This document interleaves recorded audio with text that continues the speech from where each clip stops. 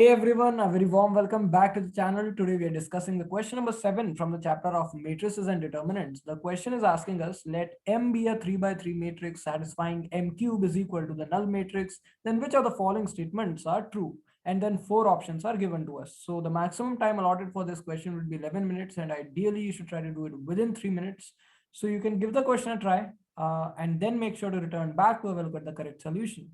So I hope you all have tried it out. Now the answer to this question would be A and D options are the correct ones. So let's now see how to actually solve it. So concepts and formulas used are very basic. Basically, we are saying that AB whole determinant would be equal to determinant A into determinant B. Polynomial division remainder theorem we should know.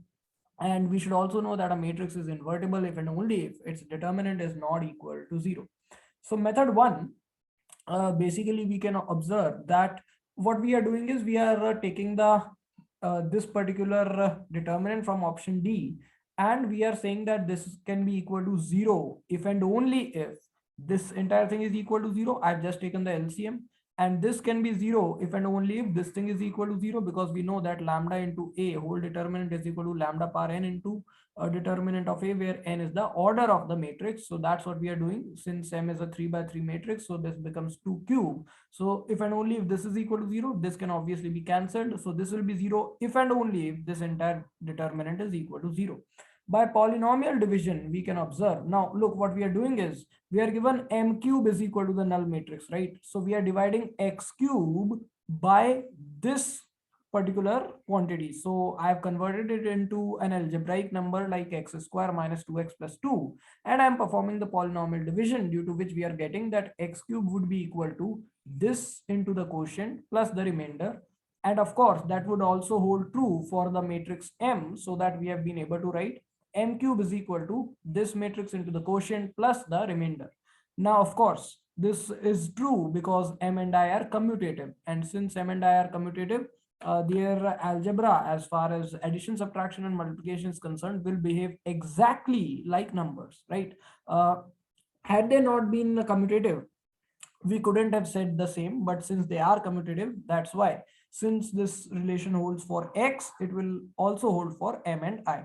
Why are they commutative, by the way? Because Mi is equal to Im is equal to M. That's the reason they are both commutative, and that's why we have been able to apply this relation. Now since we are given that M cube is equal to the null matrix, this is what we'll put as 0, and then this thing I would transpose to the left hand side, so that we are getting this product is equal to minus 2 into M minus 2i. I have just taken 2 common from this as well.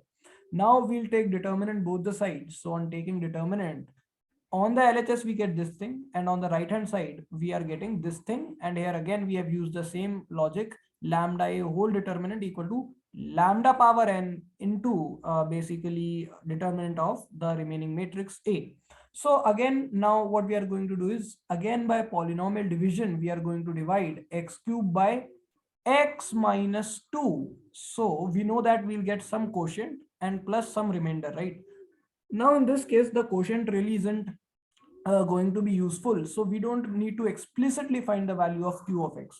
If you want, you can find, but it is absolutely not required at all, right? So what we are going to just do is we are going to find the remainder using the remainder theorem, because this is a linear function from which we are dividing. So if I put its root, which is x equal to 2, in this function, that would be the remainder function. This is a very basic theorem in polynomials. So r of x comes out to be, simply I have to put x equal to 2 here, so 2 cube. So that's why we are getting explicit value of q of x is not required, but we have just found the value of remainder r of x. So once we have found that, we are pretty much done. We don't really need anything else. The reason is that if I put M here, because obviously it would also hold true for any matrix M as far as it is a square matrix. So that's why M cube can be written as this entire thing. R of x is obviously 2 cube, which is equal to 8. So that 8i I have put in here. And apart from that, remaining things as it is we have copied. But M cube is 0 as it is given, or the null matrix. So on rearranging, we are getting this product equal to minus 8i. Now we can simply take determinant both the sides. On taking determinant, this is what we are getting. And we obviously know that determinant of I is simply 1. So that's why it is minus 8 cube. Now, since the product of these two quantities is not equal to 0, this is obviously a non-zero number. So obviously this can't be 0 then, because if it is 0, then the product would have been 0, but it is not 0. So this cannot be 0.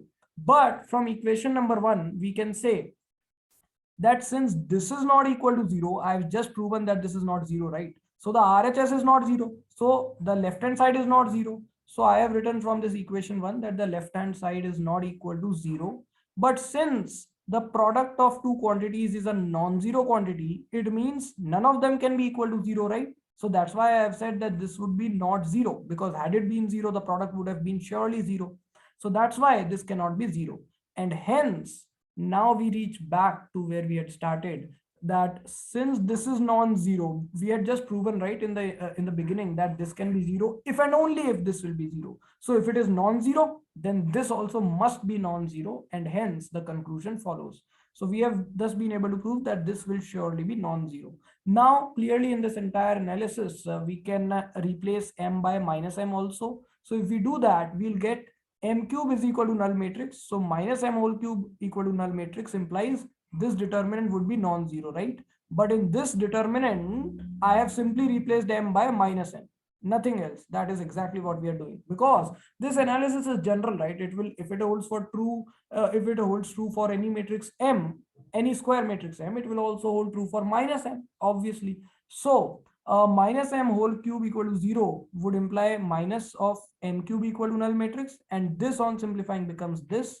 But this obviously implies m cube equal to null matrix, and that implies that this matrix also, this determinant would also be non-zero. So what we have been able to prove is that not only would this, when m cube is equal to 0, not only would this be non-zero, but also this would be non-zero, which gives us the two required options. So that's how we have got the final answer.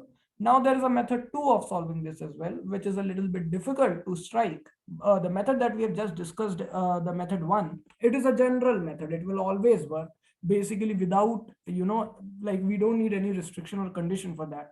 Method 2, however, first let's see, and then we'll also discuss why it works. So we can see the product of these two matrices. Obviously, we can say a plus b, look, half m square plus I minus m into half m square plus I plus m. So a plus b into a minus b we can apply. So a square minus b square it will become, because they are obviously commutative, so their algebra behaves exactly like a normal numbers algebra. So on opening this bracket up, this square, when we expand, this is the expression that we are getting, and minus m square is as it is. M square get cancelled. M power 4 I am able to write as m cube into m, but m cube is given to the null matrix, so it is 0. This entire thing becomes 0 plus I. So we are able to observe that the product of these two matrices is I, which means they are the inverses of each other, and they are thus invertible. Since we know that for invertible matrices, determinant can never be equal to 0, hence we conclude that both their determinants would be non-zero. Now the reason why this works in this particular case so well, such a short method, is because m square and m square get cancelled, right? The 2 into half m square into I gives us m square, and we already have an m square waiting for us to be cancelled, so that everything, lower powers lower than 3 are all eliminated, and thus we are able to apply this trick. So maybe not every time in the question that we get this trick might be applied, so we have to be careful and see if we are able to apply it somehow. If it does not work, then of course we can always return back to the bigger method, a longer method, method number 1. So I really hope you are able to enjoy and understand both the methods, and able to understand the logic as well that we might use when faced with such problems. Make sure you like the video, comment down below what more you would like to see next, and share it with your friends, subscribe to the channel, and I'll see you all in the next one.